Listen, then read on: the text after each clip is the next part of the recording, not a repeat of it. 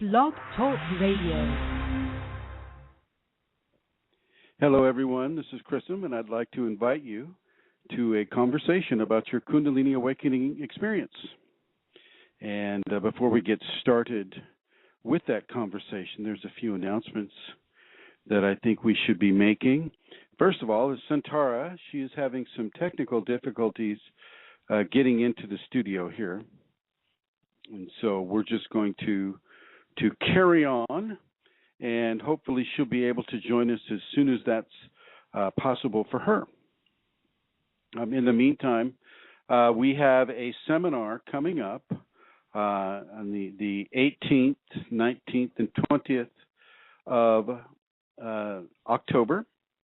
This will be in Dublin, and for information, you can call Amelia Santara at kundalinimatters@gmail.com. So that's kundalinimatters@gmail.com. And she'll be able to guide you through that very, very simple process. I would like to congratulate those who have already made their arrangements to come, and I look forward to seeing all of you who are in Europe or who can make it to Ireland. Ireland is not that far away if you live on the east coast of the United States. So, it's what they call flying across the pond, I believe is how they term it. So maybe some of you on the east coast can fly across the pond over to Dublin and have a beautiful short holiday or long holiday in the beautiful country of Ireland. I think that, having been there, it's a beautiful, beautiful place. And one of the best things about Ireland, in my opinion, is that they don't tear down their ancient castles. They don't necessarily rebuild them, but you get a lot of the ancient, not ancient, but you get some castles over there that are 1,000 years old or more, and so those are always fun to visit. So I would strongly recommend that people come over to Ireland, certainly for the Kundalini Awakening Seminar, but also for the many other options for enjoyment that Ireland holds for people. We'll be having the seminar right near an extremely ancient Irish. It's a complex of scenarios that. Not only is it a burial chamber, but it also holds other secrets that aren't being released. I've been into a lot of these burial chambers, in different parts of Europe and in Ireland, and they are very, very psychically intact spaces. So a person can go into these mounds and actually contact some of the intention for which they were placed. Let's see. Let's go ahead and begin. You can call in anytime at the show here. It's a United States area code, so you would dial 1 and then 347-934-0026. So if you have any question about your Kundalini awakening experience, any question at all, if I can help you, I will most certainly help you, and I encourage you to call in at 347-934-0026. So there we have it. It looks like we have a few people on board, so I would like to say hello to Julie, Celestial Rubies, and guest 2152, guest 2227, and guest 2242. Hello, everyone. And I know you're listening as well, Amelia, so hello to you, and hopefully you can join us here in the studio. Today's topic of the Kundalini Awakening experience is going to be it's going to cover more than one area. And one of the first areas that we really need to cover is the area of surrender. It sounds easy. Oh, I surrender to the Kundalini. Oh, I surrender to the Kundalini teacher and my Kundalini. Oh, I surrender. And it's just not that easy to do because it goes into areas of life that our ego will tenaciously hold on to. and I mean tenaciously hold on to it. I walk a fine line when it comes to being the kind of Kundalini teacher that I am. I am not a Kundalini yoga teacher. For Kundalini yoga, I will recommend Sukhmander Singh Khalsa out of the area of Monterey, California. And Sukhmander Singh Khalsa, you can just Google his name and his contact info will come up. And I will suggest that he is the only one that I will recommend for Kundalini yoga. Sukhmander Singh Khalsa has a strong lineage. He is he's had Kundalini for quite some time, and he has a very positive and direct approach within the Kundalini yoga system of Kundalini awakening. So for those of you who are interested in Kundalini yoga, I will suggest that you Google Sukhmander Singh Khalsa, and that is spelled Sukmander, and Singh is Singh, and then Khalsa is Kalsa, Khalsa. So for Kundalini yoga, check out Sukhmander Singh Khalsa, or as we call him, SSK. And when you contact him, he can direct you into the appropriate areas where he does his teaching. Oh, looks like Santara's on. I'm going to bring Santara on here. Hello, Santara. Hi, Chrism. Apologies to you. I will. Yeah. I will let you go with your announcements. Go ahead. Okay, if I may just catch my breath. Right. Oh, goodness me. Okay. Well, maybe I could begin with the seminar. To let you all know that there is a Kundalini Awakening seminar happening in Dublin. It is for all of Europe. It's not just for people in Ireland, because really we are part of Europe. And to fly to Ireland is a very short trip from almost anywhere really in Europe. And there's an airline, Ryanair, that are extremely good value. So the fact that it's in Dublin and you're living in Europe, that's, to me, I want to encourage you to come because it's a very short trip. The seminar itself is going to be located not in Dublin, but in County Meath, which is only 30 minutes from Dublin Airport, and it's in the Boyne Valley. And the Boyne Valley, has a lot of amazing monuments there, Newgrange being one of them.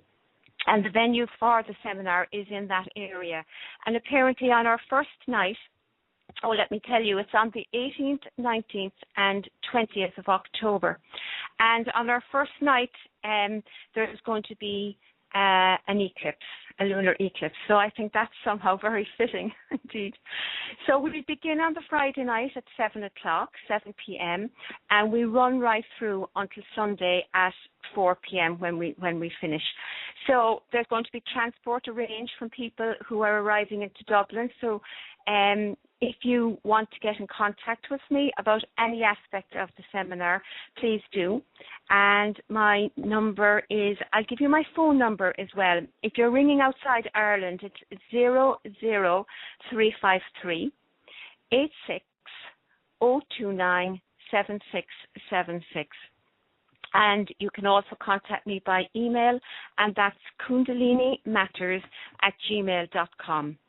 So I would really encourage those of you who are living in Europe to try and make it if you can, because Chrism doesn't come here that often. So this is a wonderful opportunity to meet with him, to meet with a Kundalini awakened teacher.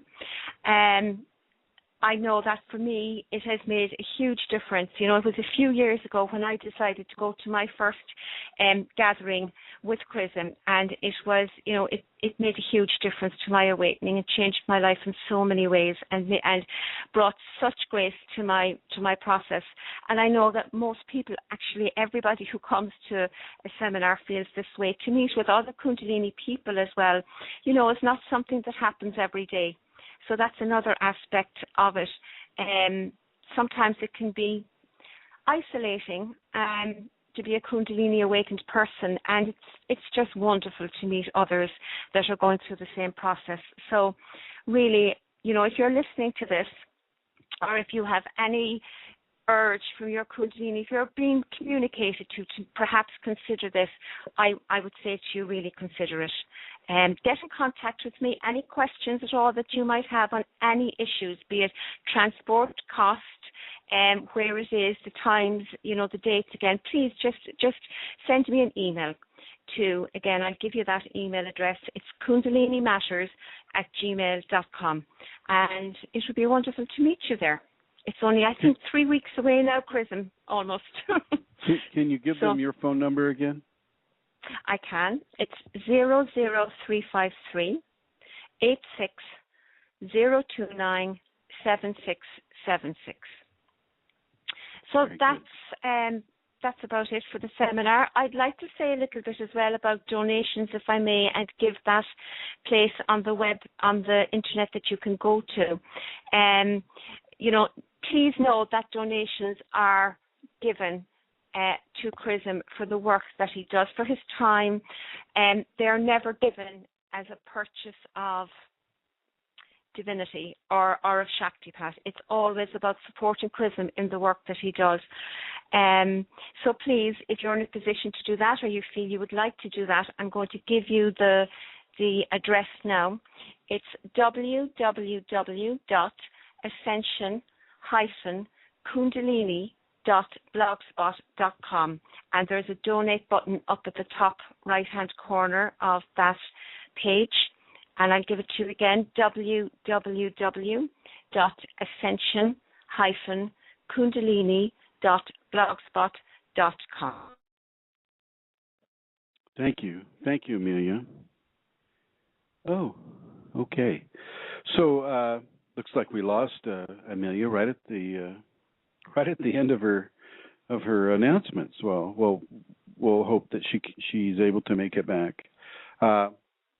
About the donations, when it comes to divinity or Shaktipat, which is the introduction of divinity into a person, there is no money that can even be initiated into any of those processes. It is not appropriate. And the Kundalini itself is very clear to me about that. And so, no, I will never, ever take money for a Shaktipat or any kind of divine communication or experience that a person is having through their contact with me. The only thing that I'm allowed to take donations for really are the teachings and the time, travel expenses, things of that nature. But as far as Shaktipat goes, no, those are always free. And they are based upon an individual's practice of the safeties, the safety protocols that you can reach at www.kundaliniawakeningsystems1.com. You'll see the safeties in the left-hand menu, about the fourth or fifth one down. You'll see the safeties, and just press on that, and then feel free to copy that, to make hard copies of the safeties. The Shaktipat will always be predicated upon the safeties unless the Kundalini is using, it's a different scenario, such as in healing or some other aspect of the Kundalini awakening experience that the Kundalini intends to bring to an individual. Okay, that being said, the other thing is don't. I've had this happen lately, so I have to mention it, and I apologize for wasting your time with it. Don't give me a donation and then want to have the Shaktipat, and then for whatever reason change your mind and then ask for the donation back because you're not taking the Shaktipat for whatever reason. I mean so really resist doing that type of thing. I would appreciate it. With regards to this conversation that we're going to have today, I want you to really start looking at the idea of surrender in your life. Not surrendering to an enemy or surrendering to somebody who is dominating you in some egocentric way.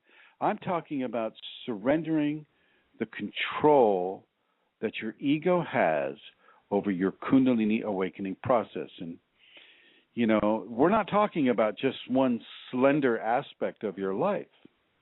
We're talking about a major aspect of your life and an aspect of living and life that permeates all areas of living and life. And so really have a look at surrender. And if you're a mucho macho individual, look to see how you're handling surrender, even the concept of surrender in your life.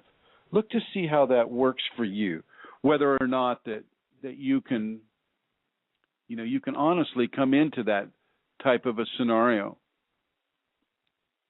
Look at that and honestly gauge how you feel about surrender.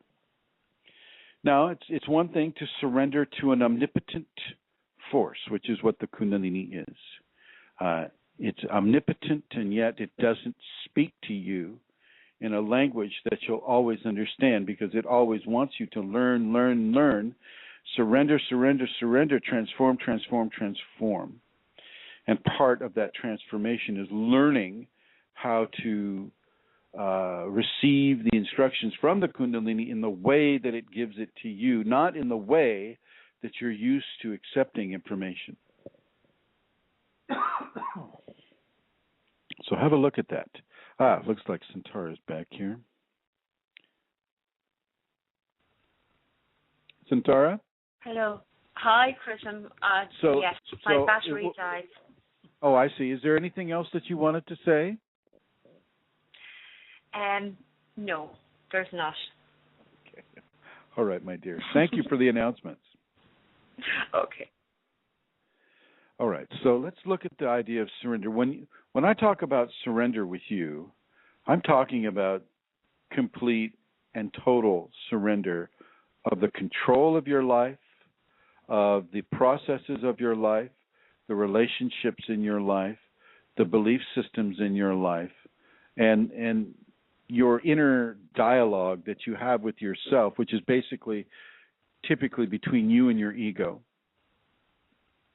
The inner dialogue needs to become one of surrendering to the Kundalini, or surrendering to the teacher that your Kundalini has guided you to.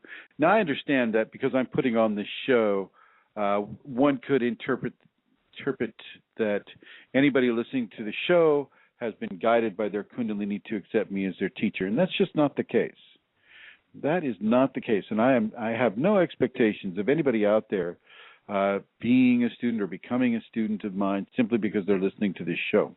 What I am supportive of is a person who has the Kundalini or is seeking the Kundalini and is in enough communication with the Kundalini that they can begin to follow the guidance that the Kundalini brings. Now, if indeed that Kundalini within you has guided you to be here, then I'm going to strongly suggest that you accept it as that being the fact of the matter. So I really want you to accept that as being the fact of the matter. The Kundalini wants you to have this information. Now, if it keeps bringing you to a specific teacher, then I'm going to suggest that you begin to look seriously about becoming a student of that teacher. I don't teach. Well, let me back up a little bit. There is some similarity between many of the teachers out there that are teaching Kundalini. They all recognize it as an energy. They all recognize it. Well, not all of them, but some of them recognize it as an energy with a consciousness. Some of the teachers, if they're martial arts oriented, the Kundalini gets turned into a weapon or as a way to dominate an enemy, things of that nature. That has a typically low level of ascension within it, because it's being used as a way of domination. Domination being an action of the ego, an action of the ego being not in harmony with the actions of the Kundalini. So you need to look at that. You can come into Kundalini through severe prayer, religion, through severe accident or physical trauma, Shaktipat, which is transference of Kundalini from one person to another. Even just reading material on the Kundalini can begin to activate an individual who is actually being called to partake of that information. So when you're dealing with Kundalini and the idea of surrender, you want to understand that there is no such thing as an accident anymore in your life. You do not get to have that luxury. I mean, it's really luxurious to say, oh my gosh, I was making a lane change. I don't know if my blinker was on. And, we had this. It was an accident, officer. Really, it was an accident. Well, with Kundalini, you don't get to say that. The Kundalini officer is the Kundalini itself, and the Kundalini is basically guiding you to hear this information that there are no longer any real accidents in your life. Now, there are chaos does exist, and, Kundalini can pull from chaos whatever it wants. But for you, there's always going to be a level of teaching and transformation from your Kundalini to you 24/7, 24 hours a day, 7 days a week. This is not a subtle energy. It is sometimes, but typically when the Kundalini comes into a person, it shakes them to the very foundation of their soul. And that shaking and that shock and awe, so to speak, as the Kriyas come or the entities come or whatever phenomena associated with the Kundalini comes to a person, that will get your attention. And once your attention is given, then you have an opportunity to really begin to surrender. Once you get past the fear, the fear of the shock and awe, that it's like, oh my gosh, I can see people's thoughts, I can hear people's inner dialogue, I can do all these different things, and yet, what is it that's really happening to me? Well, you can know that you're having the Kundalini. If you have at least 3 or more of the typical Kundalini symptoms, dreaming of snakes or having visions or pain at the base of the tailbone or in the pelvic region, pulsating of energy up the spine. I mean, the list just goes on and on and on and on. If you start looking at that, you go, okay, I have this, I have that, and I have this. You can start to add the Kundalini arithmetic up and determine where you are within an activation of the Kundalini. Then I would strongly suggest you begin to surrender yourself to it. Kundalini is the hand of God upon you. It is the hand of the divine upon you.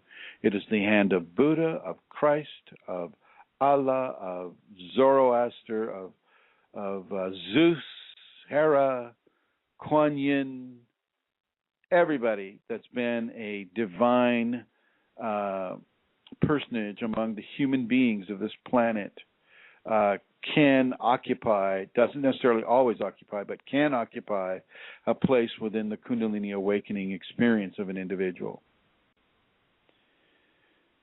Okay, so when you come into that understanding, you come into the understanding that Kundalini is the touch of grace, of divine grace upon the person. Then you can begin to surrender to that. And then wherever that divine grace guides you to a teacher for yoga or Kundalini yoga, let's just say a teacher or the Kundalini in you is guiding you to partake in Kundalini yoga, okay? And so the Kundalini guided you to come to this or to listen to this interview today, whether you're listening in the archives, and hello all of you listening in the archives, or if you're listening live, as many of you are, and I see you. I can't read what you're writing. Yeah. So then, as the Kundalini guides you to say to Kundalini yoga, then of course I would suggest you go see Sukhmander Singh Khalsa. and his organization down there in Monterey. But he also does televised things where he shows you, they're very short televised sequences that are lasting 5 to 10 minutes that you can do as you watch them on your computer. You can do these at home as well, and I think they'd be very conducive to your Kundalini awakening experience. So as you surrender to the point, you get past the shock and awe, you finally determine that, oh my gosh, this all fits the Kundalini, all my symptoms fit the Kundalini, and we're talking at least 3 or more symptoms. Then you can begin your surrendering process. And the surrendering process basically means that you're listening to your Kundalini before you listen to your ego. So you get up in the morning, your typical routine is that you go to your little corner cafe and you have a hot drink and you have a bagel. Let's just say you're a bagel person. And you have a bagel. I've been accused of being a bagel person myself, so I just want you to know. I speak from experience, authentic experience. So the scenario is, Kundalini comes to you and says, no more bagels for you. You can't have any more bagels until I tell you otherwise. And that could be for years. You won't be able to have a bagel for years. And you obey that. You obey that inner teaching. Even to the point where you say, I obey to that Kundalini, to that force of Kundalini within you, or to your Kundalini teacher, or whoever it is that the Kundalini is guiding you towards. The reason why I counsel people to say I obey is because it has a signature in our society of forced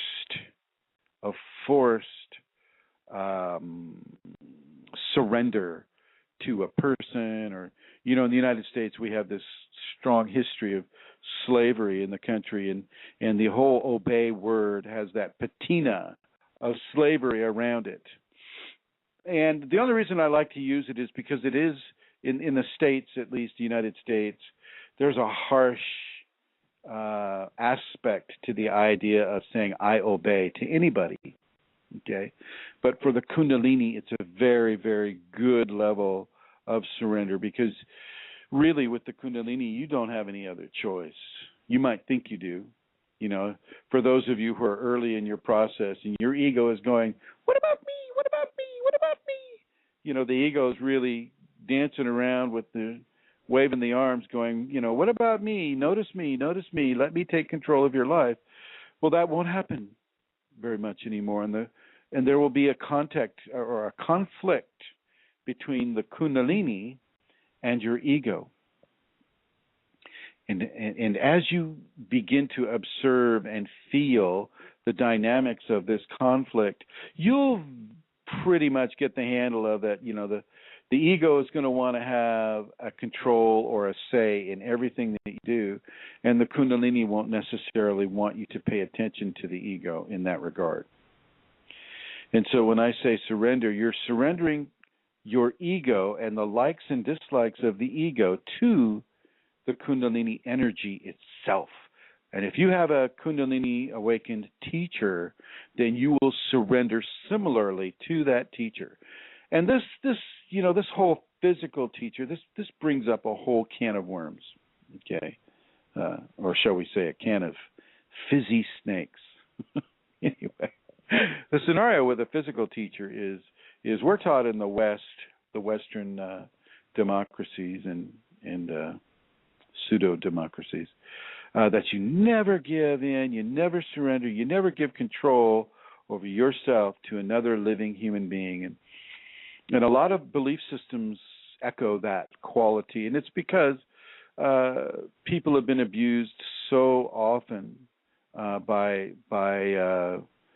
teachers or leaders, and so because of the frequency of that type of abuse, people are guided through different belief systems to stay away from any kind of corporeal or physical teaching system or teaching arrangement.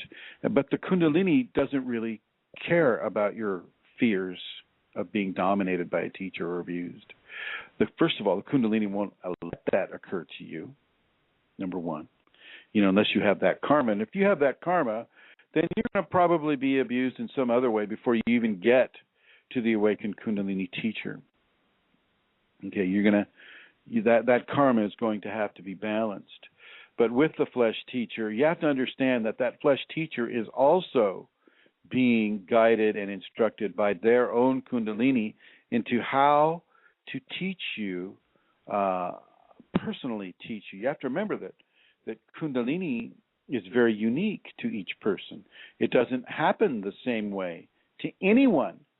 Just the same way that a person's irises or fingerprints or genetic blueprint are unique to that individual, well, so is the sequence of energetic transformation the Kundalini brings to a person. So is that just as unique as any kind of biometric measuring that our society is able to do at this point. Okay, and so your teachings within the levels of phenomena that you may be experiencing or you might experience in the future is unique to you. Now, kriyas are automatic positions that the body's forced to have as the Kundalini instructs it or flows through a person. So the Kundalini will take control of your body and give you pain if you resist.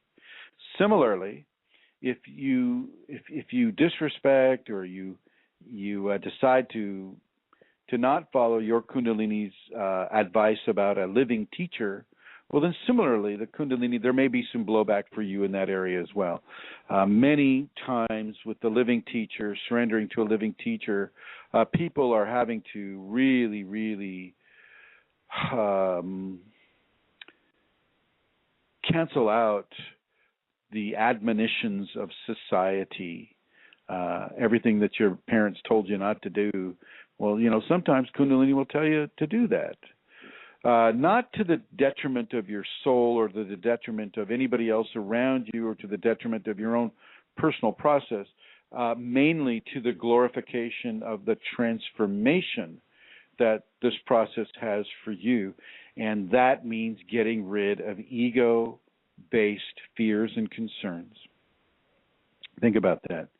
Ego-based fears and concerns, of which giving control of your life to a physical Kundalini awakened teacher would give your ego pause for concern. And it should. And it should, because that ego looking at that teacher is going, wait a minute, what? Where do I fit in with that? And they don't fit in so well. They fit in on the level of being retrained to listen to the Kundalini and to do as the Kundalini tells that ego to do. Okay, and that Kundalini within the individual is guiding that individual to a certain flesh teacher. A flesh teacher offers things that dead teachers or surrendering to an energy doesn't really give a person. A living teacher is the only thing that can give, or the only individual who can give levels of Kundalini the way that the Kundalini in some people want them to have it. They need to have the Shaktipat or the Praksipat, receiving Kundalini by being in proximity to an awakened teacher. And this is also, I think, some of the basis of Diksha is to just be in the presence and receive the blessing of that teacher as you're in the presence of that teacher. And this may be what your Kundalini awakening experience requires you to have and to do. And I'm going to suggest that you do it, not necessarily with me. You do it with the teacher that your Kundalini is guiding you towards, not your ego. Okay, sometimes you need to look at your ego and kind of go, okay, where's the ego guiding me to? Well, the ego is guiding me to, that teacher number one over there. Well, I would suggest that you go away from teacher number one, because that's the ego pick. and you pick that which the Kunalini is highlighting for you to learn from. And that teacher may just have the quality of information that your Kundalini wants you to learn. And in my case, I'm very, very, very strong with surrender. This is the way I see it: is I've had to surrender 100% to my Kundalini. I have been forced through very, very difficult trial and error, mostly error in my case, to learn what it is to surrender myself completely and totally to the Kundalini. I live my life on the edge of what most people would consider a disaster. I don't have a steady home. I don't have steady transportation. I don't have health care. I don't have dental care. I don't have a steady work. I depend on these donations for food. And, throughout this whole thing, the Kundalini in me is saying, this is fine, this is fine, this is fine, this is fine. And just the same way that it will teach anyone how to surrender or how to come into the Kundalini in a way that the person is allowed to understand surrender, to experience surrender. I will suggest that everything is okay with you no matter what occurs. Kundalini doesn't try to get you to hurt other people. So if some entity is inside you calling itself Kundalini and it says, I want you to say something slanderous about this person or that person, that's not Kundalini talking. Divinity doesn't have those conversations with the individual. It doesn't. It will have a conversation saying you need to be forgiving, more forgiving. You need to be more tolerant, more patient, more truthful, less ambiguous. You need to do more exercise. You need to eat this food or that food. You need to pray or to meditate or to have sex or don't have sex. You need to get outside in nature. I mean, the Kundalini will talk with you about all these different levels of surrender, but it's up to you to do them. Some of it will be enforced. I can't say that it's all that you have 100% choice. You had 100% choice before you took the body that was going to have the potential for Kundalini awakening in this lifetime. If you're lucky enough to have that body, and you're lucky enough to be in the process of Kundalini awakening, you have no more choice. You have no more choice. Choices have all been made, and you are living those choices right now. Kundalini doesn't come to people accidentally. A lot of work, a lot of effort, a lot of prayer, a lot of meditation, a lot of right actions have had to take place in that person's spiritual evolution for them to even be able to reach for the Kundalini in this lifetime. And so for those of you that are reaching for it and that it has already reached, you have no more choice. I take that, but you have one choice. You can resist or not resist.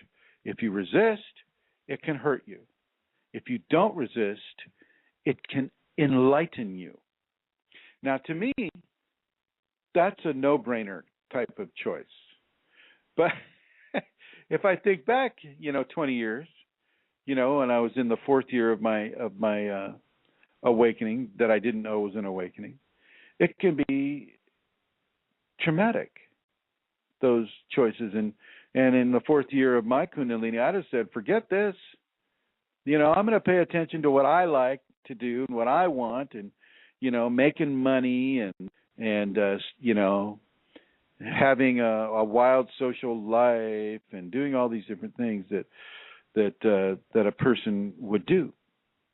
So for those of you who are hearing this teaching now, you don't have to go this route. You do not have to have that trauma. You do not have to have that level of difficulty given into your Kundalini awakening experience. You can have it much better. Take the teaching of surrender seriously. Give yourself 100% to the Kundalini. Talk with the Kundalini just the same way that you would talk with a close, dear friend or family member. Communicate with the Kundalini and allow that communication to signal your surrender to God as God in the divine form that God is, reaches into your body and begins to transform your body and transform your ego and transform your mind and transform the opportunities that the Kundalini awakened person receives within the early parts of the process. For those of you that might have a question about their Kundalini awakening experience, please call this number, United States area code 347-934-0026. And if you're outside of... We have a caller, Chrism. Oh, okay. Sorry, we have a caller. Hello, caller. Hello. Marilyn. Oh. Hey, hello, Marilyn. Do you remember me? Hi, I remember you. How are you? I'm okay. How are you? Very well, thank you. How may I assist? Go ahead. Go ahead, Marilyn, please. I have a few questions. I don't know if you want me to reintroduce myself to your listeners or not, but we did speak a couple of weeks ago. I had a major DNS after a major Kundalini awakening 20 years ago. It was a spontaneous awakening that came through another person, but he wasn't aware of it. He was unconscious of what came through to him, and it was a full-blown awakening to me. Just to remind your listeners, but one of the things I'm wondering about you, Chrism, is who was your Kundalini teacher, or was yours a spontaneous awakening? Spontaneous makes it all sound like it happened all at once. For Mine me, did. Well, it can feel that way when you have an awakening, and it's accompanied by a spinal sweep, and you have this tremendous level of energy flow into your body, and it changes your mind, it changes your outlook on life. It does a lot of major changes all at once within the person, and they think that it's full blown. Well, it isn't. It's just starting. It only feels full blown because the person has never had that type of thing occur to them before. And absolutely, I agree. Right. And so Kundalini is never full blown while you still have a body. Exactly, I agree with that. Okay. I understand. The body is constantly transforming due to the effect of Kundalini upon it. And so, with regards to that, my Kundalini is still transforming me. But did you have a teacher that gave you shock? I tell you, I wanted a teacher. In my early awakening, I was looking for a teacher. I needed a teacher, and I knew I needed a teacher. And the Kundalini just wouldn't let me find one. It wouldn't even let me find books on it for the first few years. I had no idea what to do except resist. So I kept resisting. So I know of what I speak when I talk of resistance. I'm very clear about what it is to resist. Now, but for me, the transformation is continuous. It's just what happens during the transformation is a person becomes acclimated to a phase of the transformation that occurs, and then the Kundalini gently or abruptly moves them into the next phase. So let's just say the first phase would be Kriyas. So you go through the Kriyas, and this can last anywhere from a week to 5 years, depending on the individual. Okay, and then there are qualities of Kriyas. There are automatic positioning Kriyas, and then there are electrical Kriyas. And the two different sets of Kriyas are absolutely different to to a degree that I find hard to describe, except one Kriya will put you in odd-looking positions of yoga, whether or not you've studied yoga. And the other form of Kriya, the electrical Kriya, will just throw you across the room. You'll literally be airborne out of your chair, flying across the room, and hopefully there's not a wall too close to you. Maybe you should arrange to have some cushions. I've had both of these types of Kriyas, and I know people that are having both of those types of Kriyas at this point too. And that level of surrender is choiceless, really. You don't really get to not surrender to the electrical Kriya or the positioning Kriyas. So yeah, I didn't have a teacher until 2005, and then I didn't really have a teacher because the man was a martial artist. His name was Glenn Morris. Nice guy, really nice guy. I got along well with him. He spent some time at my family's place on the coast out here in Northern California. I went to a couple of his seminars. I helped him organize one. He could only take me as far as his martial arts training could take him. And I automatically knew that because I wasn't a martial artist, I did not have those types of parameters enforced on me by a school of martial arts or a system of martial arts, but he did. And so he could only give me as much as he was able to give me with regards to his experiences. And he was also a real profit-oriented individual. I mean, he would charge $600 for a Shaktipat. And, you know, when I sat back to him, I ended up giving him a Shaktipat.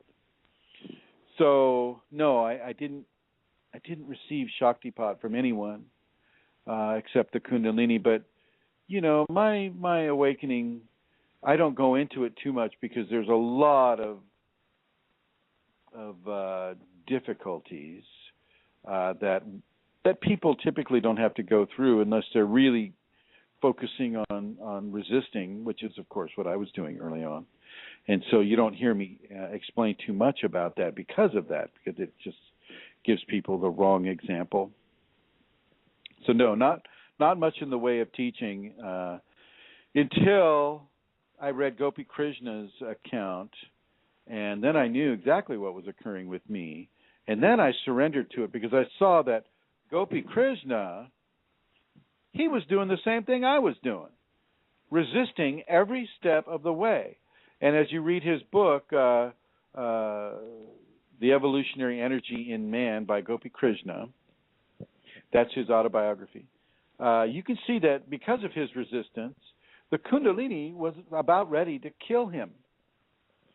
And if it wasn't for his wife dipping small pieces of bread in milk, he would have died because of his resistance. Because he was already on his death's bed when she was dipping that milk or dipping the bread in milk.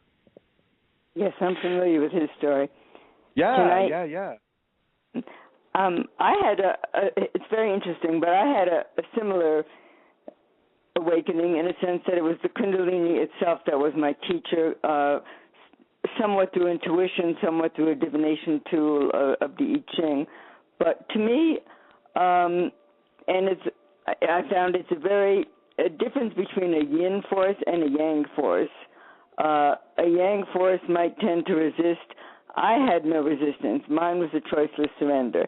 And I didn't have any of the painful things that you endured, I don't think, but I did have pain. It seemed very purposeful pain rather than just resistance, because I didn't have any resistance. For some reason, I knew this is what I had to do. This was what I was. It was a choiceless surrender. There was no question, and that's interesting. But I think it's different between a strong yang force and a strong and a yin force that in terms of the reaction to the Kundalini.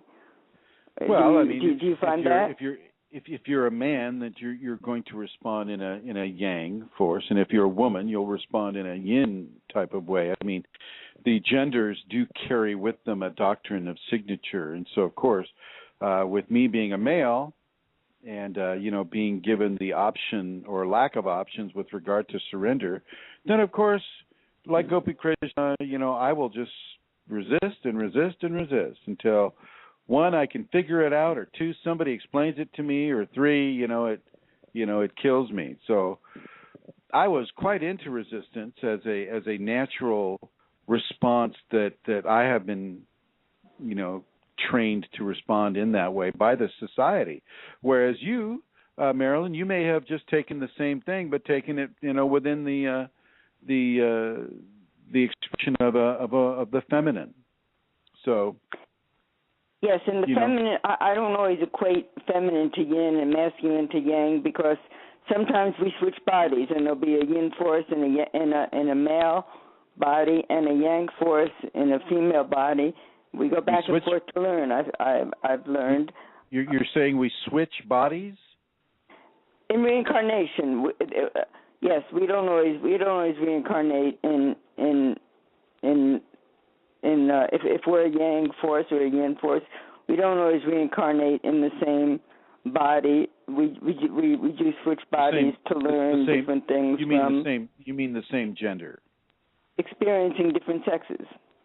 Right. No, I think we experience different sexes. I remembered a life of mine that I was a male, and a couple lives of mine that I was a male. So no, I don't think we always stay in the same gender. No, I think we have one true gender. I don't think we stay in that gender all the time. What's your opinion? No, I agree. We're not always incarnating as a man or as a woman, and I'm not. For some folks, they can incarnate as an animal or an insect, depending upon their belief system. But that's not necessary either, unless, of course, you belong to a belief system that makes it so. As far as responding within the polarities of gender demographic or gender dynamics, I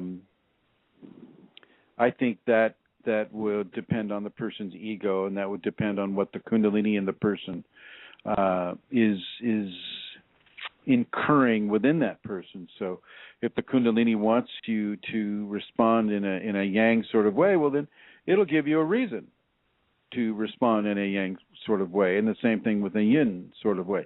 Yang, for those that are not familiar, means in a male way, and yin is in a female way, using the Chinese descriptions of sacred male, sacred femininity, yin and yang, as you would see expressed on the symbol of the Tao. Right. So no. And receptive, more assertive and receptive in a sense, I think. One is giving and one is receiving, yeah. Right. Okay, we're together on that point. Yeah. Did you have other situations? I'd like to ask you another question, if you don't mind, about a recommendation you made to me. You do know I'm in the DNS and going through a lot of emotional depression. You recommended I try a mystical tea, ayahuasca. Ayahuasca? Ayahuasca. Yeah, did you try that? No, because I looked it up, and if you're taking anti-anxiety pills like I am, it could be deadly, according to some of the... If you're mixing, you never want to mix meds, So I would suggest that you get off the anti-anxiety pills first. I'm sure those are SSRIs. No, it's just Xanax. I can't sleep. I because of the whole what the Kundalini has taken me through. I cannot sleep without them now. Think about what you're saying. Ayahuasca has an MAOI in it, basically, which is an antidepressant, but it also contains a serotonin base, which I'm pretty much finding I'm allergic to. So You're saying you're allergic to serotonin? Yeah. So you're allergic to something your body produces naturally? No, not serotonin, to the serotonin enhancers in the antidepressants. I'm not allergic to serotonin. I'd say you're probably allergic to the antidepressant rather than the constituents of the body that the antidepressant is using to manipulate a certain reaction from you. Right. The MAO just means it goes through the blood-brain barrier, and it can get through the stomach. It can go through the digestion process. So you don't want to take inhibitors if you're if it contraindicates the medicines that you're taking. Now, I'm pretty sure that you mentioned that you were on meds last time. I feel like I remember you mentioning something about Xanax. What I'm saying is that ayahuasca can really shed some light on a dark night soul, which is what we're using the acronym DNS to describe. They're very, very, very, very positive results in South America. I know one hospital that uses it exclusively to fight addictions, from heroin to cigarettes to alcohol to whatever the addiction is. So the ayahuasca is very positive for that. It's a Schedule D drug in the United States, so you can't get it in the United States. You have to travel. Or order it right online. No. You don't even do that. You don't. If you're going to take it right. Do it with people who know how to use it, that have a track record of using it effectively and safely with people. Don't just order it online and then go to Arrowwood Vault and figure out a recipe to do it with. It's different. It's not a recreational thing. It's something that is very therapeutic, and it can really help a person inside of a DNS. I will not subtract the advice that I gave to you. I stand with that advice, but I also stand with the aspect that you go in there pure. You're not addicted to Xanax. You're not addicted to anything else.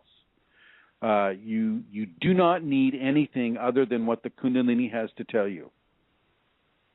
Now, I understand that when you're having a hard time sleeping and issues of that nature, that it can really put a level of difficulty on your life that you're not used to or happy with. And so you'd be more than happy to take whatever drug the MD pushes at you to say, oh, here, this will make you sleep. But maybe it doesn't help you on a Kundalini level. Maybe that's what's helping you stay in a DNS, dark night soul. So look at what it is that you're doing and why you're doing it. And if you can see that taking the Xanax is something that your Kundalini wants you to do, well, that's one thing. Then you do it, of course. There's no way around that. But if it's something that you're doing to counteract a symptom that the Kundalini is giving you, well, that's you placing a control on the Kundalini. And that I will not counsel you to do. No, it's the first one in my case, I think. But I do appreciate when you first told me to recommend that I take ayahuasca, however you pronounce that. You didn't mention that I take it with should take it with experienced people, though I do respect that now, because it sounds like it could be quite dangerous on your ordering it on the internet and taking it on your own, which is what. Because you gave me no more direction at that point. It's a purgative. It's a purgative, so it makes you throw up. Okay, and so, people will start throwing up and think that they've ingested some sort of a poison. Okay, and that's just a basic thing. I mean, in South America, it's called la purga, for that reason.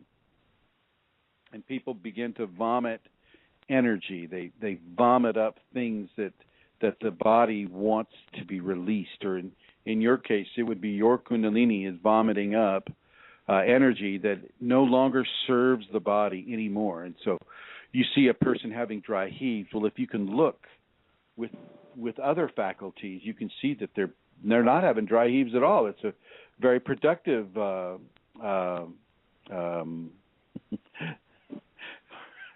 what do I say? It's a very productive purging. It's just that you're seeing a lot of negative energy coming out of that individual into that bucket. They give you a bucket, for that reason. So yeah. You never, ever try to take a shortcut by just ordering something online, and unless you have direct experience with it already, definitely seek out those shamans. In this case, like I have a shaman. It's a friend of mine in Peru, in Jucalpa, Peru, and his name's Ishmael.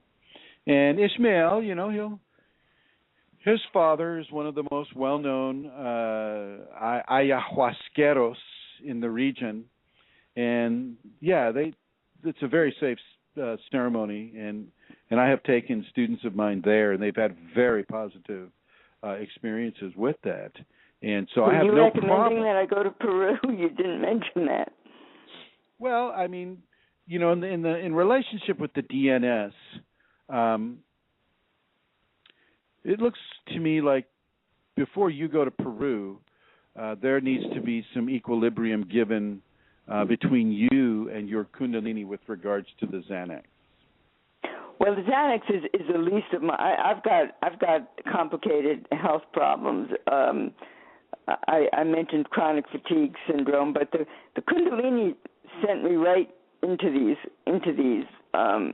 health problems. I was under the Kundalini when I did certain things that caused this problem, and it was the Kundalini that took me here, and this is my DNS, and I don't know whether I am to submit to now, the physical problems I have from things that I did under the Kundalini's advice, or if there's a way out with ayahuasca, whatever that is, ayahuasca, or whether there's not a way out. What the ayahuasca will do is typically, now this is just a typical thing, is it will isolate issues in your life that you need to work on in order to make your life more profoundly acceptable to the Kundalini.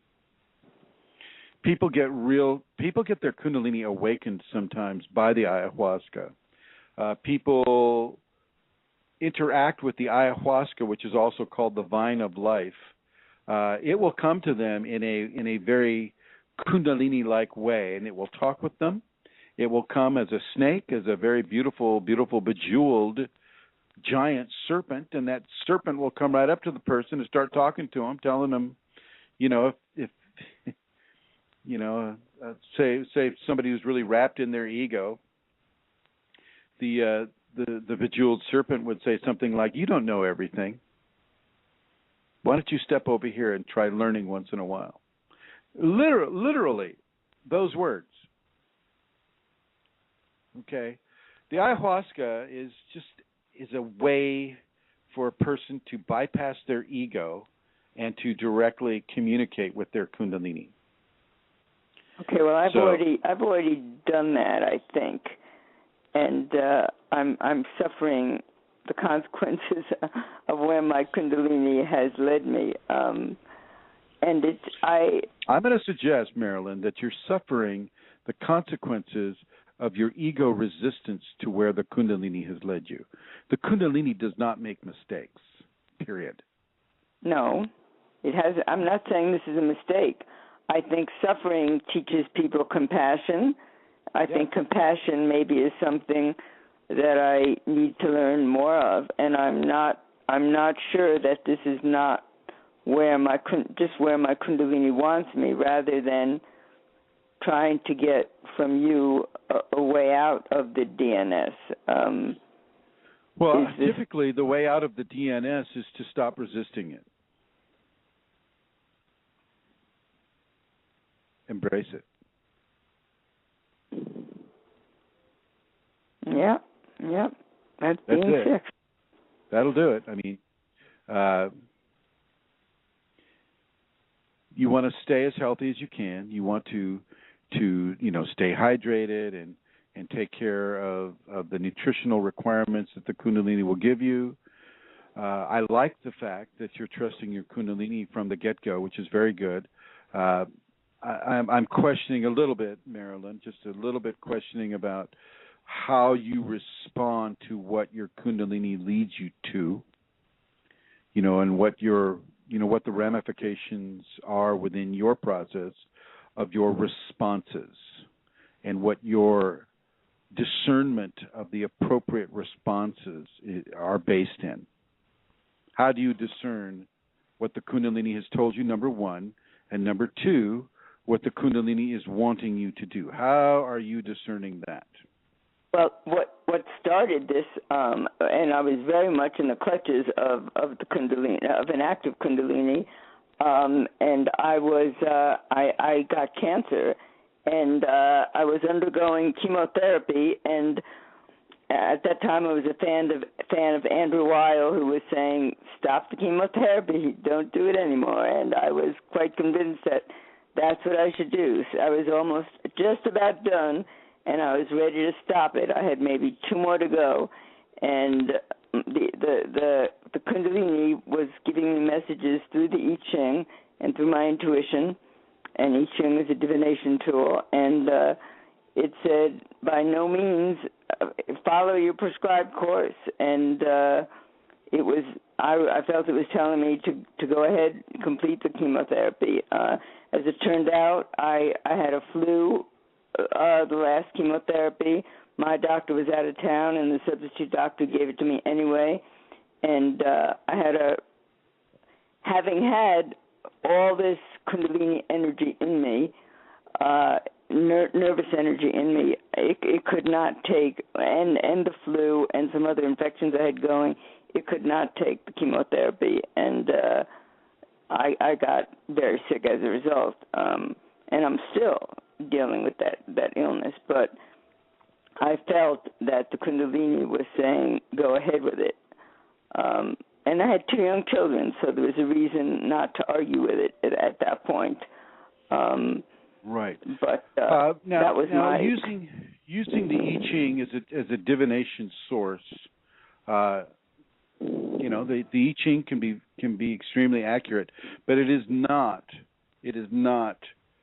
It will never come right out and say, don't do this or do that. It always makes you interpret it.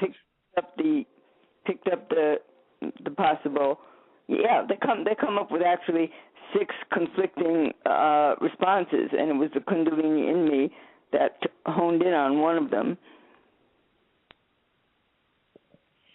Okay, and so many times I found it was right on. Many times I could tell that was exactly what I was supposed to do. This one, this time, it told me I was definitely supposed to follow the prescribed course, and the medically prescribed course was to continue with the chemotherapy, whereas Andrew Weil was saying drop it. That would have been the resistant way to go instead of just surrendering to, the Kundalini to the chemotherapy, and I did surrender to it, and I got very sick, which led to this DNS now that I'm experiencing. And I feel, go ahead. So you're saying that you surrendered to Dr. Weil over the other doctors, right? No, I surrendered to the medical establishment, not to the controversial Dr. Weil, who was saying don't do chemotherapy. It can hurt you. And the prescribed medical establishment was saying, you've got cancer, you do chemotherapy. And I had 2 young children, and through the Kundalini, talking through the I Ching was directing me towards the selection that said follow the prescribed course, and I did that, but not just with that. I mean, the I Ching helped guide me through the Kundalini process for the 17 years that it was active in me by explaining what was going on. What does it say about your DNS? It stopped talking to me at that time. At the DNS is when I lost touch with the Kundalini seemed to go back into its abode. I couldn't trust my intuition anymore. Why couldn't you trust your intuition?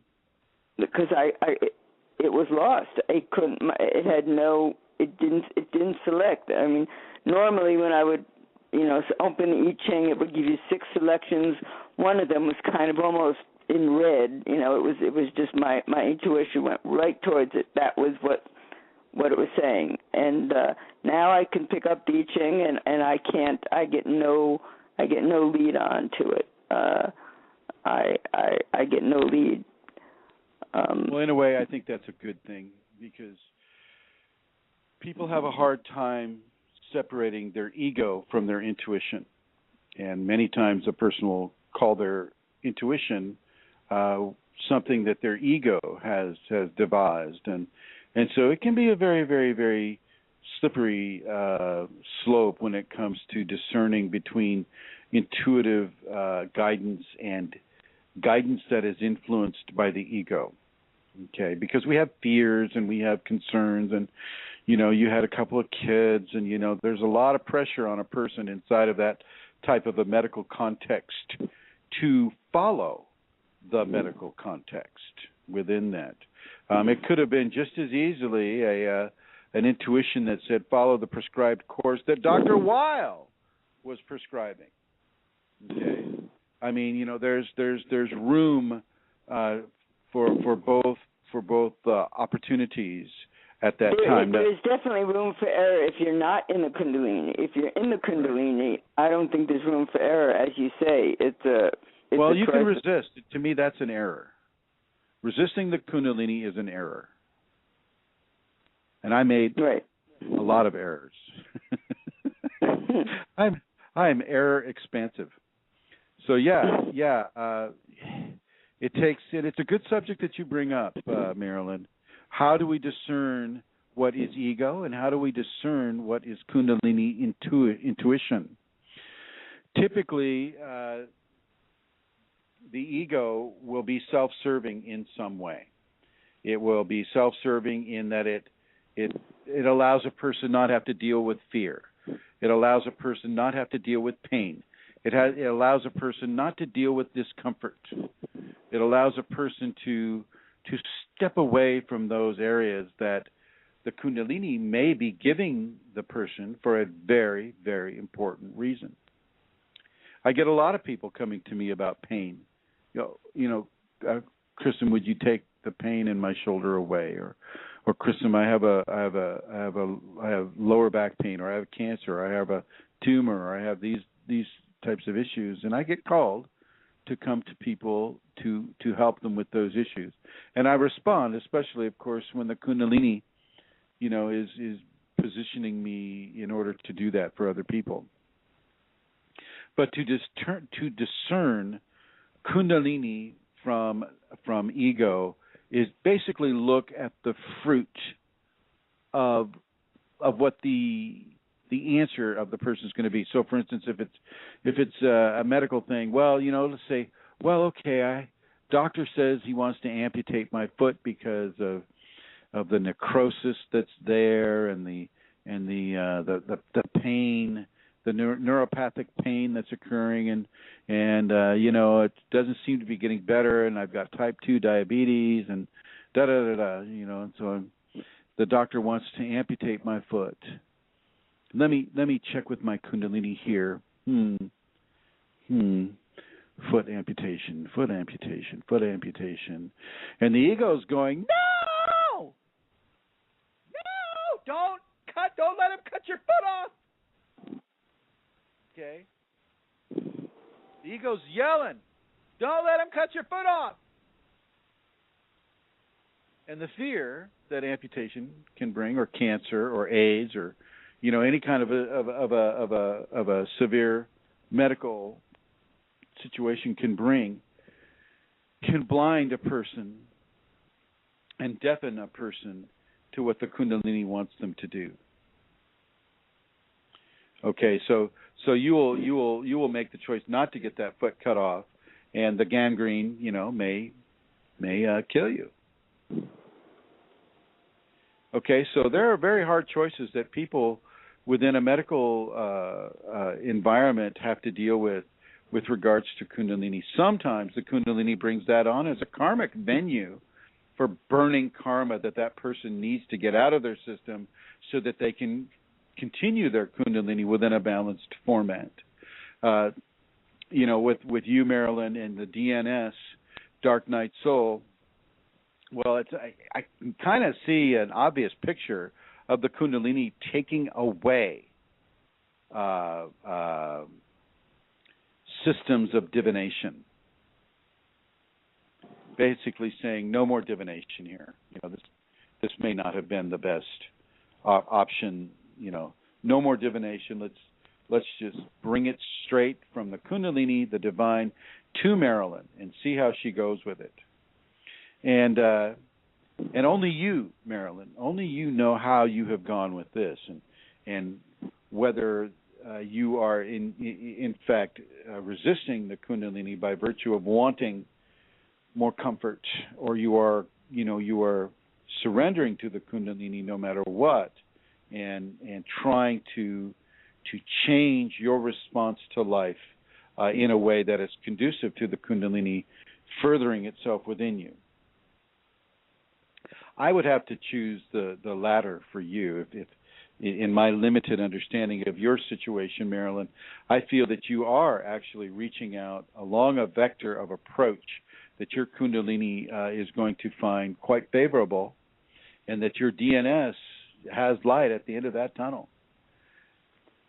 That's what I'm feeling and seeing with you. And it's not because my ego is saying, oh, Marilyn, I want you to be better. It's not like that at all. It's just over the years I've learned how to go into a neutral space and see what the Kundalini wants for a person.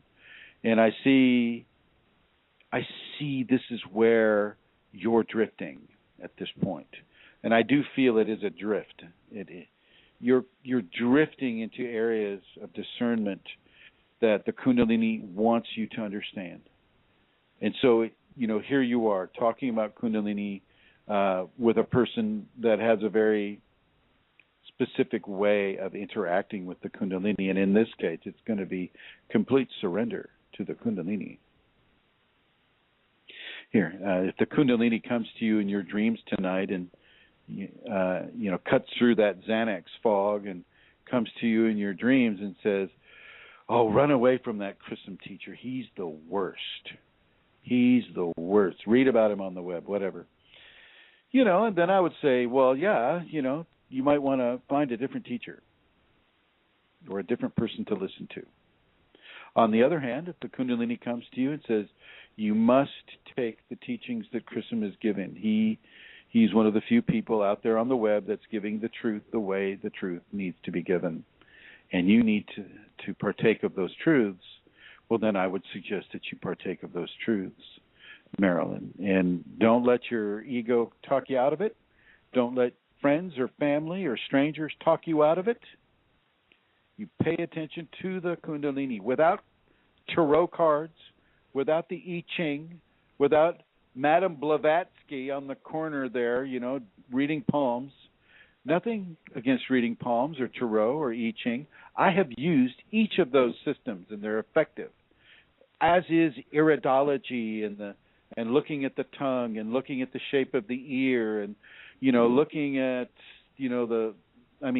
there are codes within codes of the physical human that are divination tools that I'm not going to go into right now. But without any of those things, the Kundalini obviously does not want you to have help in this way. It wants you to come at this organically, free range. And literally, I mean free range. It's giving you free range. Okay? Follow your intuitive guidance, not the guidance that allows you to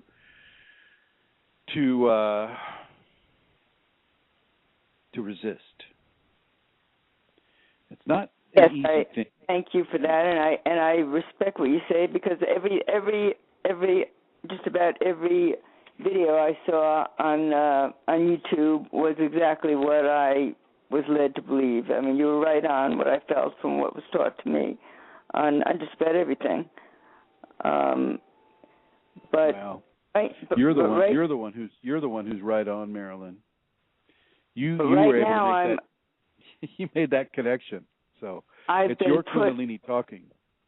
I'm in a severe depression. I'm in a physical depression, and motivation.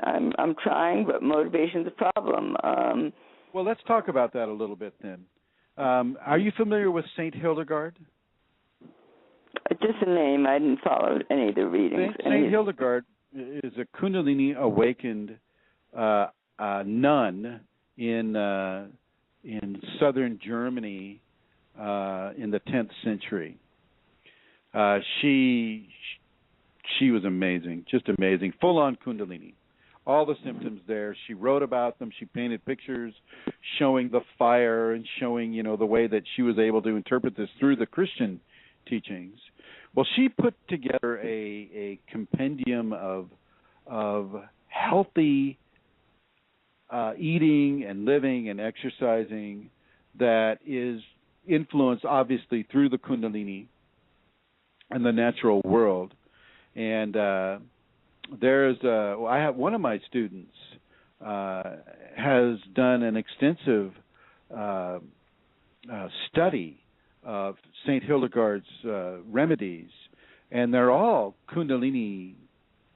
I mean, the Kundalini likes them, and there's a very specific treatment that Saint Hildegard, through her Kundalini, devised for people that are having depression. And some of these things are like spelt beer, which is non-alcoholic, or spelt coffee, which is non-caffeinated. Okay, there are other some of the things based in spelt that she prescribes, but there are other things too. And what I'm going to suggest you do, Marilyn, if you haven't already, I'm going to suggest that you join the Yahoo Kundalini Awakening Systems 1 community. And that student will be posting St. Hildegard's remedies that she has found effective at a future time. And I'll specifically have her post about depression for you, Marilyn. Thank you. I will do that. And these are Kundalini sent preparations for people. Okay. Now, I'd like to add that although it is a physical depression I'm in now, most of the depression was when my connection. I had a very strong Shiva Shakti connection, and I was in ecstasy for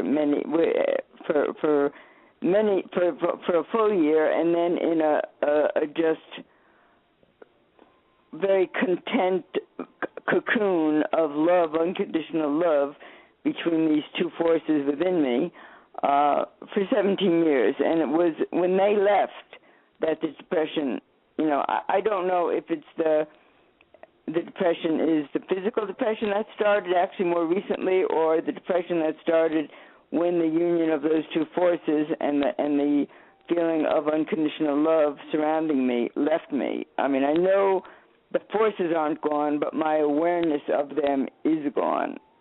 Well, your interpretation of that bliss, I do tell people this, and I'm once again I want to thank you for bringing that up. Is when bliss and ecstasy go away, a person can fall into depression very, very easily, because nothing can compare to bliss and ecstasy in the body. Nothing can compare to that.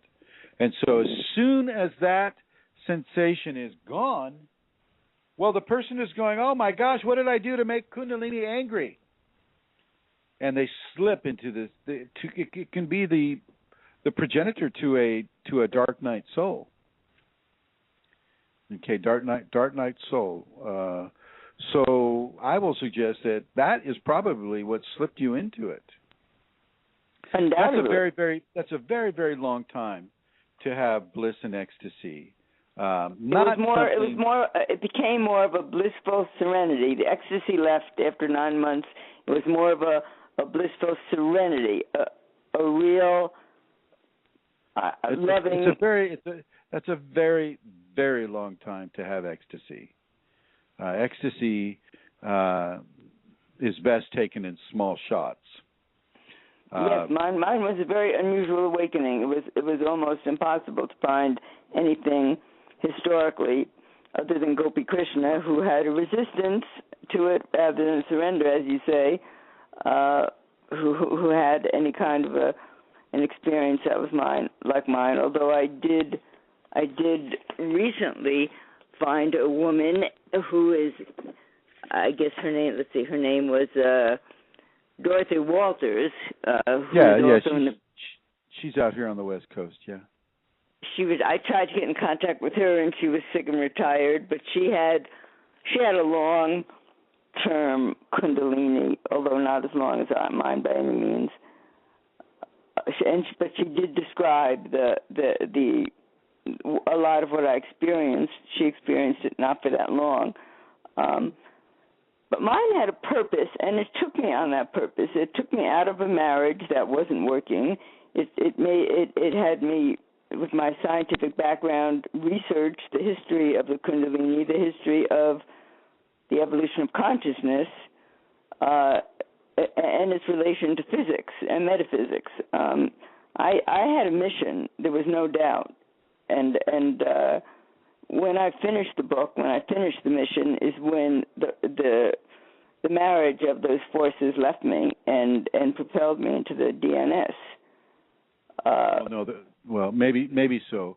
As far as propelling you into the DNS, I'm not, 100% positive of a linear relationship. I would also suggest that the lack of that bliss or ecstasy within you can propel you into the DNS. It's not them doing it to you so much as it's a natural occurrence. For you to have and hold such strong divine emanation from you, there are certain things within you that need to be readjusted. There are certain attitudes that need to be changed. There are certain levels of understanding that need to be transformed. There are certain levels of surrender that need to be obtained. And I mean obtained without the assistance of a system of divination. Right. So I think that brings us up to date with you, doesn't it? That's my DNS, and it's not just this lifetime, because spiritual men recognized before I did in me a light, some kind of a spirituality that I didn't even know about at that point, and it's a continuation from prior lives and going into the next one. I feel this is a purification, and for maybe what's going to come next. And I don't know. I don't see the light at the end of the tunnel this time like you do, though. I don't see it happening till maybe the very end. I could see the compassion I'm developing from suffering so much, but I may have to develop deeper compassion from deeper suffering. You talk about experiencing, in one of your videos, experiencing the depths of human misery, financially, physically, emotionally, etc. And little by little, I seem to be facing those. And I don't know that I don't have to go deeper in those to be able to get the full amount of compassion that a person can actually have. I don't think a person... with Kunalini, a person is touched by divinity or touched by God, and as that touch actuates a transformation upon the physical and etheric anatomies of that person, their ability to have greater quantities of love and compassion and tolerance and patience and discipline are increased quite a lot. And so I would suggest that if you are indeed being led into areas of greater compassion, that you will have and hold those greater levels of compassion, or you wouldn't be allowed to go there. Your Kundalini, your Shakti Shiva are still massively in charge of your process. Their absence just gives your ego something to hang on to with regards to abandonment, issues of being abandoned. And you have not been abandoned. You just are not being given the same dynamic in teaching that you've received in the past, i.e., being given the option of divination. And it sounds to me like you used divination quite a bit during your earlier experiences with the Kundalini. And the fact that this divination has been removed from the equation indicates that more of a personal, less outside to inside approach is to be taken by you, more of an inside approach first, rather than taking information from an outside source and applying it to your inner situation.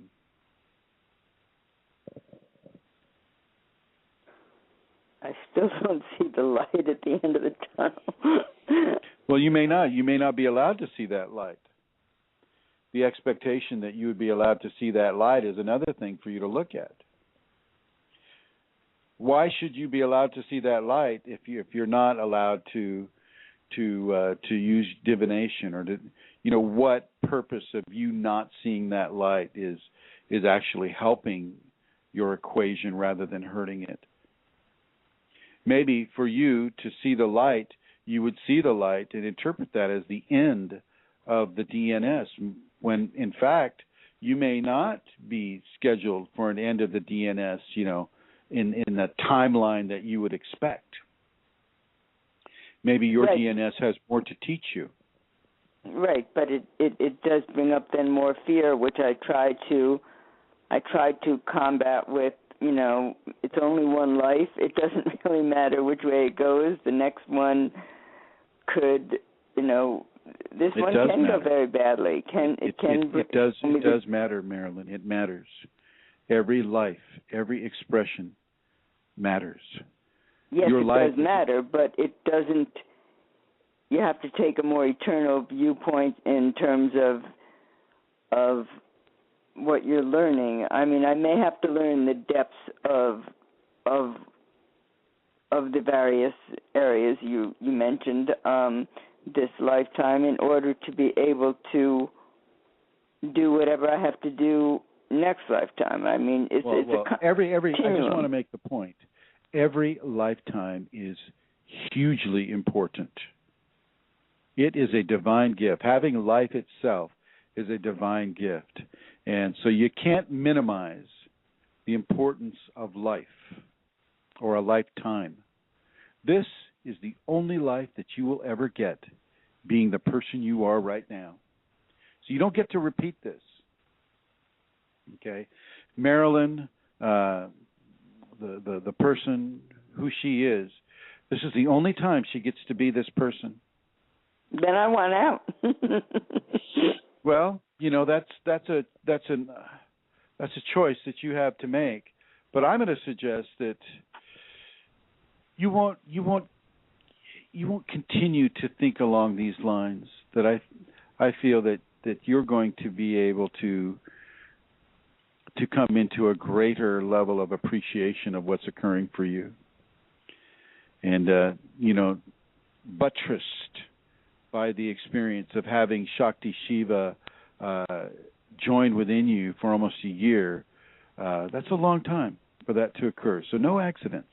And it's no accident that you're having the DNS the way you're having it, and that you're looking at suicide as a possible cure-all, and it's not. It'll just set you back, and you'll just have to do it again. And think about that. Think about these 17 years that you would have to do again. The 17 years were good. It's the past 2.5 that are bad. And yes, I've thought about that and rejected it, and and your video came at a nice time. I mean, even though I rejected it, your video was a nice, reassuring one on the Kundalini and suicide, just in terms of the turmoil I was going through and wanting out, even though I had decided that I didn't want to come back and do it again. So I wasn't going to take that choice. I can totally relate to you on that level. Absolutely. I don't want to have to come back and repeat any of it. Okay, just keep going forward and forward. And the Kundalini, because this is like the second or third time I've had it in a body. It'll follow me through death, and it'll reincarnate with me again, as I require it or as I choose to come back into a body in order to help other people have it, which is basically what's been happening. So, Marilyn, now I hope this has given you some comfort, some level of information that can be helpful to you. It has, and I want to say that I ordered your movie on the Kundalini, the one that you worked on, and I really, really enjoyed it. I was just so pleased to see something like that in video, in a movie format, in a public format. I was ecstatic to see that. I did, if I'm not monopolizing this too much, if you don't have too many questioners waiting, I did have one question about that movie. And sure, what you got? What is it? I didn't see the one-to-one. I understand why you did it this way, but the one-to-one relationship that you seem to match up between out-of-the-body experiences and Kundalini. I know out-of-the-body experiences is something that people have experienced more commonly than Kundalini, and they can relate to. And if that's why you made such a one-to-one match, I can see that. I don't see an exact one-to-one match between an out-of-the-body experience and a Kundalini awakening. Out-of-body experiences are precursors often to a Kundalini awakening experience. The idea that we can see ourselves sleeping. I've had plenty of OBEs, so I have that reference point. When you see yourself sleeping, well, that looks like you're dead.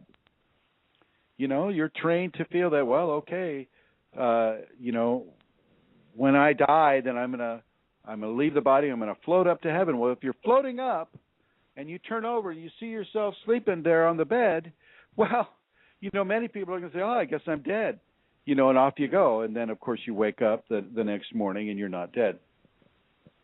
There is no one-to-one comparison ratio for Kundalini versus an OBE. They're apples and oranges. They're just apples and oranges that happen to have similarities. They're both fruit. They both have seeds. They both grow on trees, things of that nature. An OBE is preparing the person to realize that they're more than their physical body. And so it's like a preschool for Kundalini, because when you have Kundalini, well, then there is something more to you than just a physical system. With the OBE, not only are you able to see that you are more than your physical body, but you're also able to interact often with different spiritual consciousness or entities, which I never suggest, but it happens a lot. And in my early experiences with the OBEs, I was gifted in a way, because if you read Robert Monroe's work, and I suggest people do, it's called Journeys Out of the Body, Robert Monroe. He would be helped by just hands, just a pair of hands would materialize and help him. And that way you see no face, you see no body, you don't see anything but the hands. And this is what happened for me as well. The hands would appear and they would grab me by the shoulder, or, they would take me to an experience that I needed to have in order to mature spiritually the way, I was being guided to mature. And if you look at the separation sequences between the OBE and the Kundalini. The separation sequence is very similar. Did I hear somebody snoring? Is somebody snoring on this line? Centaur, are you snoring? Jesus. Oh, no. You're snoring, aren't you? You're snoring. I am not. I am on mute. That's not me. Maybe it's Eileen. Or Rosemary. Or who else is there? The other people listening. Anyway, I'll try to spice it up a little bit here. The separation sequence, when the spirit is leaving the body for an OBE, has one-to-one comparison with spastic Kriya activity, i.e., you feel a lot of energy in the spine. You can feel that the body is shaking. There's a level of vibration that goes from the head to the toes and back and forth into a very strong frequency. Person can hear a loud noise or a thunder. There are different mechanisms that the body uses to communicate the OBE separation sequence to the individual. And this allows a person to realize that, oh my gosh, there's some very powerful energy in my body when I try to OBE. These are what I'm feeling. And so, yeah, although it doesn't prepare you directly for Kundalini, it prepares you for the idea of Kundalini, awakening in the body. And you're correct. Most of the people that have OBEs will not have a Kundalini awakening experience, but some of them will. And some of them go right into it.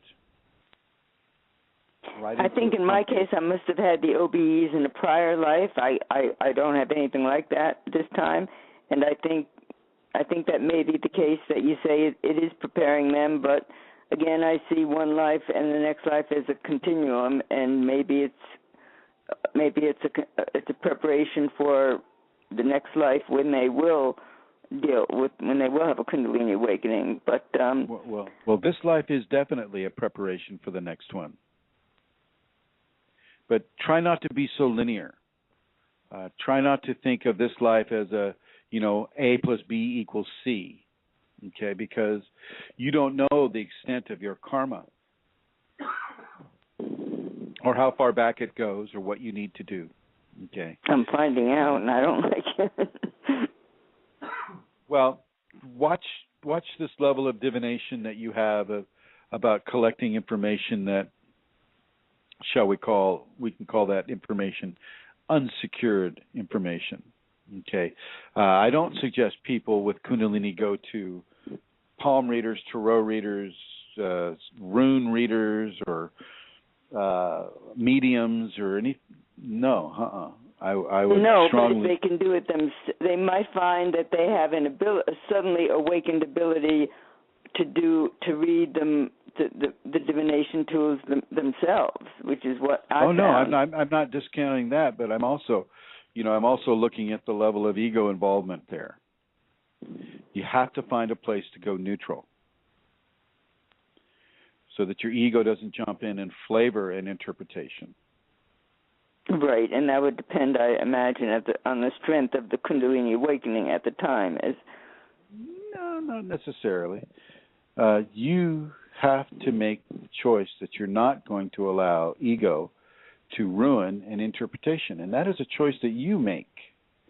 Now, sure, the Kundalini is there, and it's watching you go through your options, but it may not be controlling the choice you make in your options.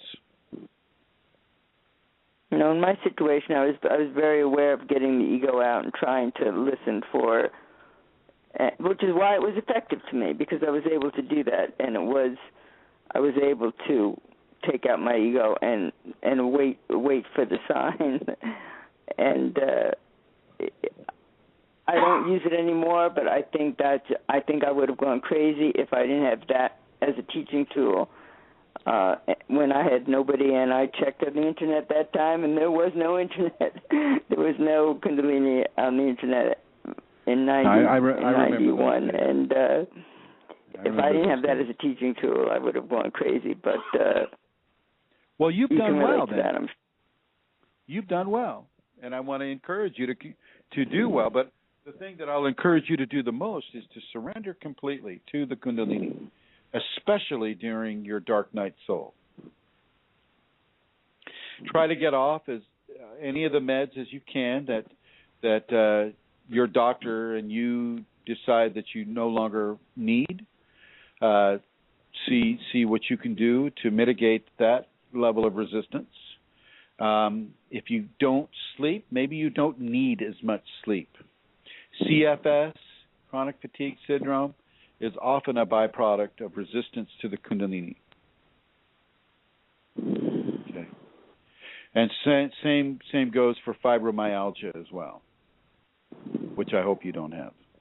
I did. It's gone.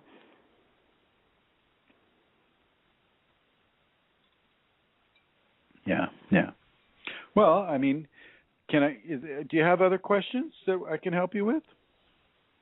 Not today, and I thank you very much. I'm afraid I will have some more questions, but I really do enjoy just talking to someone who has... Your questions help others. Have you met, let me just ask you personally, have you met people in the Western world that have received your level of Kundalini awareness, which No, not yet. Like Glenn Morris had a strong frequency, but it was only so high due to his martial arts programming. He had an assistant named Susan somebody, I forget her last name. She had awakened Kundalini, and she had this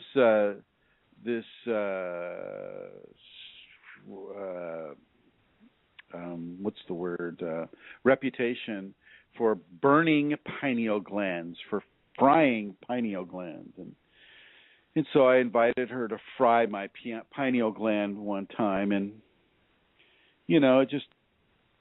it just never worked because I didn't realize at the time that I had a very high frequency of Kundalini and that, it was going to really, really, really put me through the mill, which it did. But no, I haven't met a person that does what I do or that does what is done through me yet. I'm hopeful that there are people out there that are that way, but I have not met them, and I don't see them doing anything on the web that is close to what I'm doing. No, I haven't either, and for me, it's been a very lonely voyage. I've alienated a lot of people by bringing up the subject of Kundalini. But, join the crowd. Thank you for being one. Thank you for being one. And thank you for being one as well, Marilyn. And thank you for calling in with your questions.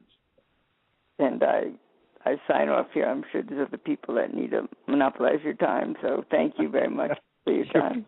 You're very welcome. And, of course, you weren't monopolizing.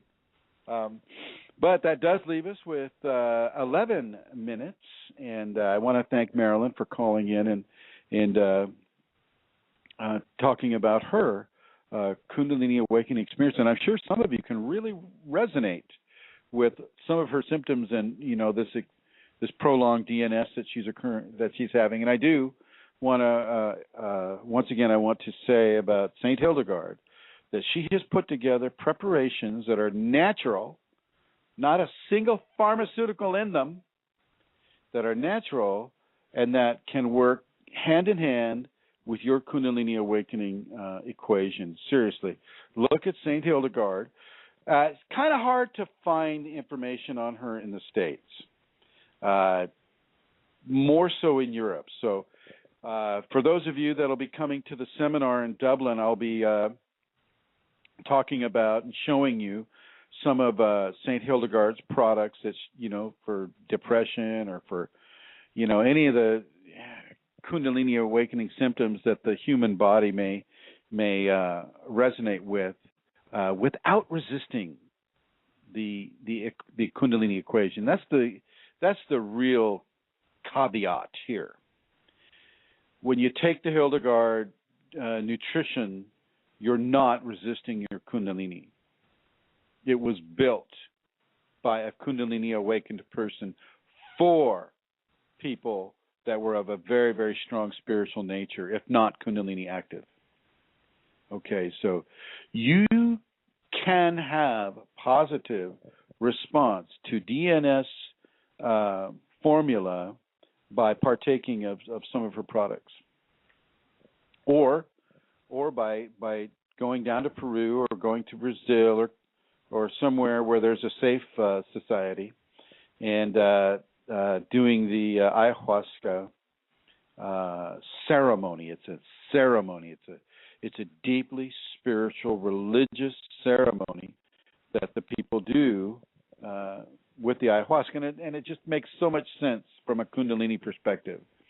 I have done the ayahuasca myself. I did it in a way, of course, that I never advise people to do it, and it's for me, it was all Kundalini phenomena that I was experiencing with it, and this is also reiterated by some of the students that went down to Peru with me. First, we went to Brazil, to John of Gods, and Amelia Centara was with us there, weren't you, Centara? I was indeed. I didn't get to go to Peru though that time, so maybe in the future, Chrism. Yeah. If you have a DNS. But yeah, and so after John of God, and seeing how he's working over there, we went straight over to Peru, and then we did about a 3-day fast prior to the ayahuasca ceremony, and people had very, very positive experiences with it.